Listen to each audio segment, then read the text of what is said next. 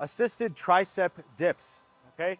So depending on the machine that you have at your gym, things are gonna be a little bit different in terms of these handles. Some of these gyms, you can bring them a little bit closer. Some of you can bring it a little bit wider. These ones are unfortunately fixed.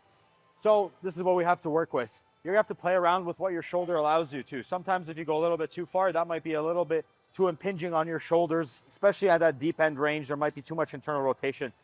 So work with what you got. If the wider one feels more comfortable, do it. If the shorter one or narrow one feels more comfortable, do that. We're stuck with this fixed one, so this is what we're gonna demonstrate. Come on up. Now for the tricep dip, there's a slight nuance here when it comes to positioning of the body compared to doing it for the chest. So ideally for the triceps, we want to keep the body as straight as possible. For the chest, we'd be angling ourselves backwards more and leaning with the chest as opposed to keeping ourselves more upright for the triceps. The goal is to keep these wrists nice and neutral. Don't overflex them. Yes, don't overextend them. Keep them in line with that elbow, right? Whatever's comfortable for you. She's going to keep her core nice and engaged and descend as low as she can go in terms of how low her shoulder or how well her shoulder mobility is, right?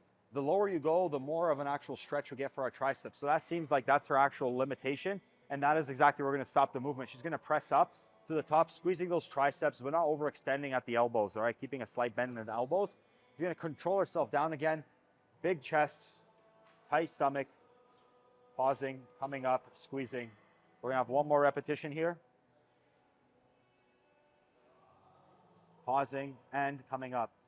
Now, ideally for Haley, a little bit narrower would probably work a little bit better as opposed to having it out here a little bit more. There's pretty much about a fist length apart. But again, work with what your gym has and work with your limitations for when you descend. You don't want that shoulder to feel any discomfort at the end of the day, and that's going to be very individualized, okay? That is going to be your assisted tricep dip.